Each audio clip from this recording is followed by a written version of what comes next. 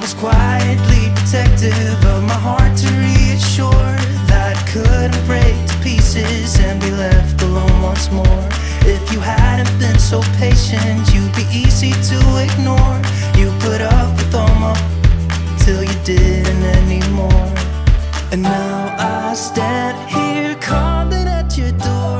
বসে গেছি গাড়িতে, বাইরে থেকে এসেছি, একা মহিলা তো প্রচুর সম্মান এবং প্রচুর ভালো আর কি বিহেভ পাচ্ছি, আলাদা করে স্পেশাল কেয়ার, বিকজ আমি মহারাষ্ট্রিয়ান ল্যাঙ্গুয়েজও কিছু জানি না,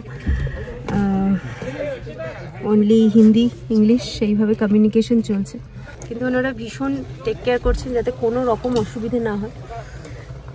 বাকিরা আর কি পেছনে বসবে, আমি ড্রাইভারের পাশের সিটে বসেছি।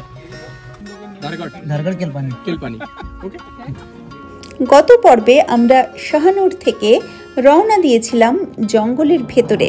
আমি ধারগড় এরিয়ায় পাখি দেখতে এবং গণনা করতে নিযুক্ত হয়েছি। আগামী 3 দিন আমার আস্তানা হবে ওই ধারগড় রেঞ্জ।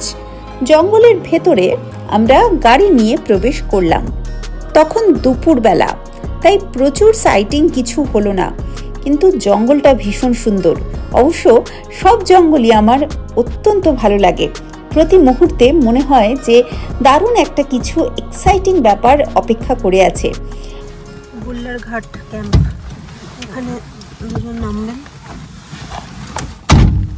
सर डबल लावा तेरा डबल हाँ दो बस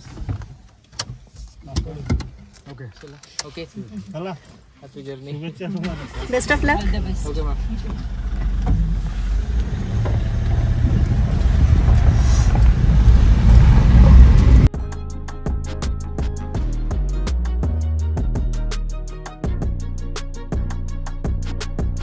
অবশেষে আমরা দেখা পেলাম কমন ক্রিস্টাল পাখির। বেশ দূর থেকেই সে তারে বসেছিল দেখতে পেলাম।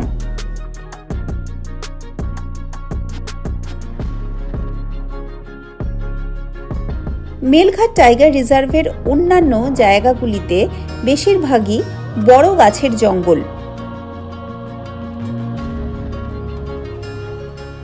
ধারগড় ক্যাম্পে এসে পৌঁছলাম, গাড়ি নামিয়ে দিয়ে গেল এই পেছনে ক্যাম্পটা। চারপাশটা একটু ঘুরে একটু বাদে দেখাচ্ছি। আমি আগে ঢুকে কোথায় থাকবো সেই জায়গাগুলো দেখে নিই। আমরা যে ধারগড় রেঞ্জে ছিলাম এটা মূলত তৃণভূমি। এই তৃণভূমিতে বিভিন্ন রকম পাখি এবং পশু দেখতে পাওয়ার সম্ভাবনা অনেক বেশি। অনেক আগে এখানে মনুষ্য বসতি ছিল। পরবর্তীকালে যখন সরকার তাদের বাইরে পুনর্বাসন দিলেন, তখন তাদের চাষের জমিগুলিতে এখানে কোনো বড় গাছ সেভাবে গজাতেই দেওয়া হয়নি। এর ফলে এখানে বাঘও দেখতে পাওয়া যায়, ভাল্লুক দেখতে পাওয়া যায় এবং অন্যান্য অনেক পশু নাকি এখানে দেখতে পাওয়া যায়। সবথেকে বড় বিষয় হলো মেলঘাট টাইগার রিজার্ভের অন্যতম আকর্ষণ যে ফরেস্ট আউটলেট, সেটাও এখানেই দেখতে পাওয়া যায়।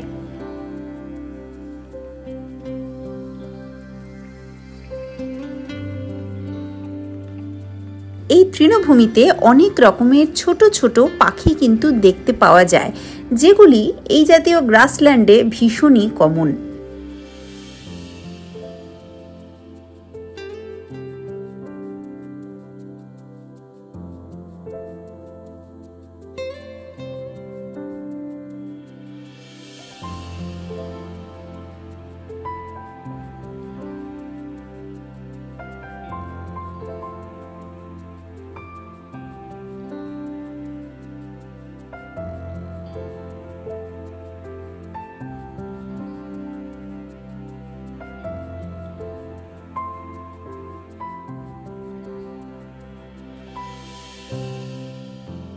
বনের ধারে ধারে যে বড় বড় গাছগুলো আছে, সেখানে বিকেলে এসে জমা হচ্ছে অনেক ঝাঁকে ঝাঁকে প্লাম হেডেড প্যারাকিট। লাল মাথাওয়ালা পাখিটি পুরুষ পাখি এবং ধূসর মাথাওয়ালা পাখি স্ত্রী পাখি। পাখিদের দলবদ্ধভাবে এইভাবে গাছে বসে বসে বিশ্রাম নেওয়াকে রুস্টিং করা বলে। তৃণভূমিতে ফরেস্ট গার্ডের সাথে হাঁটতে হাঁটতে একটা দারুণ পাখির দেখা পেয়ে গেলাম। এই পাখিও আমি আগে কখনো দেখিনি। মেলঘাট টাইগার রিজার্ভে যে খুব কমন তা কিন্তু নয়, মাঝে মাঝে বিভিন্ন জায়গায় দেখা যায় এই পাখি। ইলেকট্রিকের পোস্টে বসে আছে কমন বাজার্ড। আমরা প্রথমে দূর থেকে একে অন্য কোনো পাখি ভেবেছিলাম। এখানে যে বড় বড় গাছগুলো আছে তৃণভূমির মাঝে মাঝে, সেখানে তীক্ষ্ণ চোখে তৃণভূমিকে জরিপ করতে দেখা যাচ্ছে পাপাসি পাখিকে, ইংরেজি নাম ব্ল্যাক উইংড কাইট। এদের মূল লক্ষ্য এই তৃণভূমির মধ্যে ঘুরতে থাকা ইঁদুরেরা।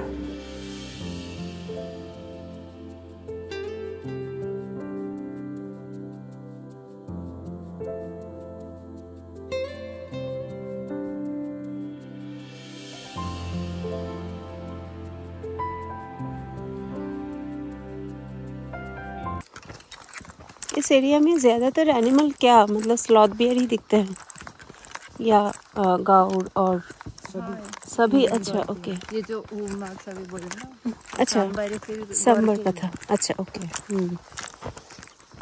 আলো কমে আসছে, চারিদিকে গা ছমছমে অন্ধকার নেমে আসছে।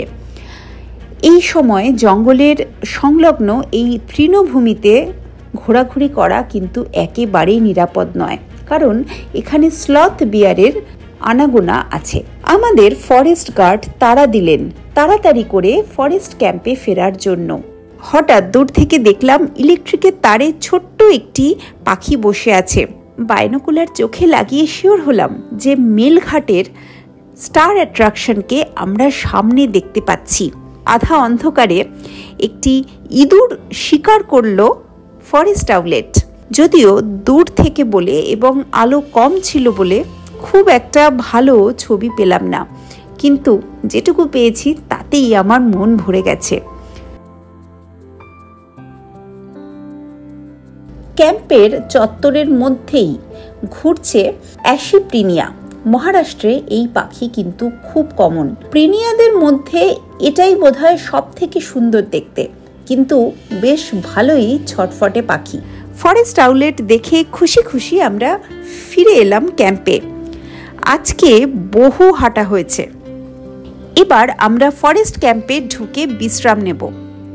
আসুন ফরেস্ট ক্যাম্পটা একটু ঘুরে দেখাই। প্রসঙ্গত জানাই, আমাদের ধারগড় রেঞ্জে যেখানে থাকতে দেওয়া হয়েছিল সেটা সাধারণ টুরিস্টদের জন্য নয়। অরণ্যের উচ্চ পদস্থ আধিকারিকরা এলে তারা এই বাংলো ব্যবহার করেন। এগুলো যেহেতু সাধারণ টুরিস্টদের জন্য নয়, তাই আলাদা করে এগুলো বুকিং করা যায় না। আপনি যদি মেলঘাট টাইগার রিজার্ভে সাফারি করতে চান বা অন্যান্য কোনো ফরেস্ট রেস্ট হাউসে থাকতে চান, তাহলে ম্যাজিক্যাল মেলঘাট ওয়েবসাইটে চেক করে দেখুন।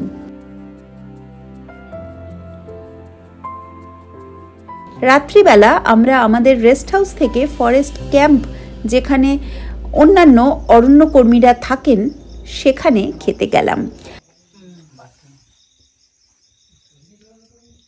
আমাদের সাথে যে গাইড ছিলেন বা বনকর্মী আরও যারা ছিলেন, তারা সকলেই এখানে থাকতেন। আমরা শুধু দুটি মেয়ে ওই ফরেস্ট ক্যাম্পে থাকতাম। এই দুটি জায়গার দূরত্ব মাত্র 1 মিনিটের হাঁটা পথ। এখানে এসে আমরা রাতের খাওয়া সারলাম। খুব সাধারণ ডাল, রুটি, আলু চোখা ইত্যাদি দিয়ে আমরা খাওয়া দাওয়া করলাম। এত ঠান্ডা ছিল সেদিন যে উনুনের আগুনে একটু হাত পা গরম করে নিচ্ছিলাম।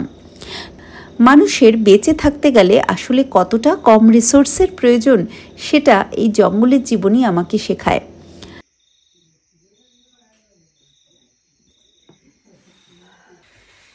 বার্ডিং করা হলো, সব কিছু কমপ্লিট হলো। রুমটা তো আমাদের দারুণ দিয়েছে। এটা ফরেস্টেরই রুম। আমি জিজ্ঞাসা করেছিলাম, এখানে এমনিতে ইউজুয়ালি কেউ থাকে না, কিন্তু ফরেস্ট অফিসিয়ালস কেউ যদি আসেন তখন আর কি থাকে। যাই হোক, আমি যেটা বলছিলাম আগে, যে খুব স্পেশাল ট্রিটমেন্ট পাচ্ছি, ভিআইপি ট্রিটমেন্ট পাচ্ছি, যেহেতু এত দূর থেকে এসেছি বার্ড সার্ভেতে পার্টিসিপেট করার জন্য। দারুণ লাগছে। আর যেখানে রয়েছি সেইটাও ভালো এবং চারপাশটাও খুব ভালো, বা যে রেঞ্জটা আর কি আমাকে অ্যালট করা হচ্ছে সেই রেঞ্জটাতেও প্রচুর বার্ডস, প্রচুর নতুন স্পিসিস পাওয়ার চান্সেস রয়েছে। কেমন লাগলো আজকের এই পর্ব আমাকে কিন্তু অবশ্যই জানাবেন। ভালো লাগলে লাইক করুন, শেয়ার করুন আপনার প্রকৃতি প্রেমী বন্ধুর সাথে। ওয়াইল্ড ইন্ডিয়া ট্রাভেলসকে ফলো করুন ফেসবুকে, ইনস্টাগ্রামে। There's no question anymore. And now I stand here calling at your door.